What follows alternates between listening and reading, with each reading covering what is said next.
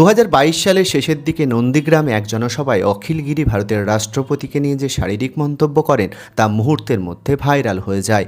দেশজুড়ে তীব্র প্রতিবাদের মুখে পড়ে তৃণমূল কংগ্রেস এবং রাজ্য সরকার। রাষ্ট্রপতি হলেন রাষ্ট্রের প্রধান, তার বিরুদ্ধে অবমাননাকর মন্তব্য করা দেশের ভাবমূর্তির জন্য ক্ষতিকর। এই ঘটনার প্রেক্ষিতে ভারতের বিভিন্ন রাজ্যে একাধিক এফআইআর দায়ের করা হয়েছিল।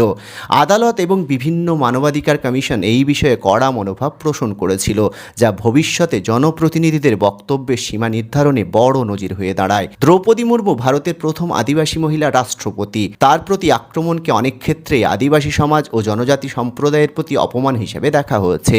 এর ফলে তৃণমূল কংগ্রেসকে রাজনৈতিকভাবে চরম রক্ষণাত্মক হতে হয়। জাতীয় স্তরে বিজেপি এই ইস্যুকে কেন্দ্র করে তৃণমূলের বিরুদ্ধে নারী বিরোধী ও আদিবাসী বিরোধী প্রচার চালায়। আধুনিক সমাজে কারো চেহারা বা শারীরিক বৈশিষ্ট্য নিয়ে বিদ্রূপ করা বা বডি শেমিং একটি অপরাধ হিসেবে গণ্য হয়। একজন উচ্চপদস্থ নেতার মুখে এই ধরনের ভাষা লিঙ্গ বৈষম্য ও কুসংস্কারের পুরনো মানসিকতাকেই সামনে নিয়ে আসে। এটি সমাজতাত্ত্বিক দিক থেকে নারী অধিকার আন্দোলনের কর্মীদের জন্য একটি বড় উদ্বেগের কারণ হয়ে দাঁড়িয়েছিল।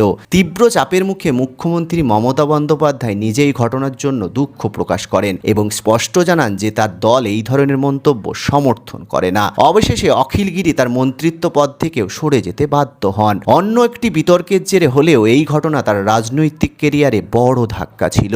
এই ঘটনার পর রাজনৈতিক নেতাদের বক্তৃতায় ব্যক্তিগত আক্রমণ ও অশালীন শব্দ ব্যবহারের ক্ষেত্রে অনেক বেশি সতর্কতা অবলম্বন করতে দেখা গেছে। রাষ্ট্রপতি দ্রৌপদী মুর্মুকে কটূক্তি করেছিলেন অখিল, মেদিনীপুরের নেতা অখিল ঘোষ, সেই সম্পর্কে আপনি কি বলবেন? আমি সর্বপ্রথম এর নিন্দা জানাই, কারণ আমার বাড়ির মেয়ে হোক বা অখিলগিরির বাড়ির মেয়ে হোক আর রাষ্ট্রপতি দ্রৌপদী মুর্মু হোক, মেয়ে তো সবই মেয়ে। সেক্ষেত্রে রাষ্ট্রপতি দ্রৌপদী মুর্মু, যিনি একজন রাষ্ট্রপতি, তিনার সম্পর্কে এরকম খারাপ কটূক্তি করা তো একেবারে মেনে নেওয়া সম্ভব নয়। হতে পারে তিনি অখিলগিরি যে কথা বলছে যে দ্রৌপদী মুর্মুকে দেখতে কেমন, হ্যাঁ, এটা দ্বারা উনি কি বুঝাতে চাইছে?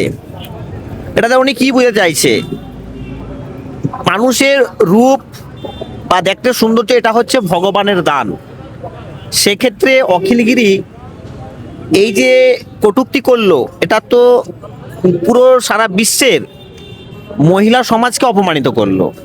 তারপরও এরা মেয়েদের সম্পর্কে অনেক কথা বলে, হ্যাঁ, এরা বলে আমি বেটি পড়াও বেটি বাঁচাও, মা মাটি মানুষের সরকার, মেয়েদের সরকার, মেয়েদের জন্য আমরা এই করবো সেই করবো। কিন্তু তাহলে দ্রৌপদী মুর্মু কি এই মেয়েদের আওতায় আসছে না? যে কথাগুলো ওরা অনর্গল স্টেজে বলে বেড়ায়, তার মানে এদের মুখে এক কথা, অন্তরের এক কথা।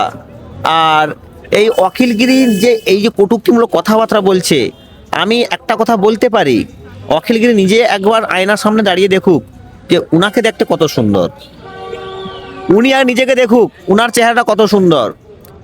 মানুষের রূপ যৌবনটা বড় কথা নয়, তার মধ্যে কোয়ালিফিকেশন কতটা আছে, তার মধ্যে ট্যালেন্ট কতটা আছে, এটাই হচ্ছে সব থেকে বড় জিনিস।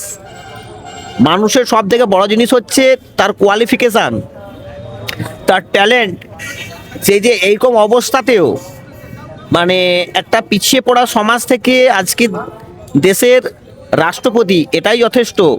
আর আমি মনে করি ইমিডিয়েট যেন শাসক দল অখিলগিরিকে বহিষ্কার করে, তা না হলে আমরা কিন্তু এর পরবর্তী সময়ে আমরা বৃহত্তর আন্দোলনে নামবো। কারণ পুরো মহিলা সমাজটাকে অপমানিত করা হয়েছে, পুরো মহিলা সমাজটাকে কুলসিত করা হচ্ছে। আমি আজকে যদি একটা রাষ্ট্রপতি সম্পর্কে এই কথা বলা হয়, তাহলে সাধারণ আনপাবলিককে কি বলতে পারে এরা? সে তো আর আমাদের মনে হয় বলার আর কিছু নেই।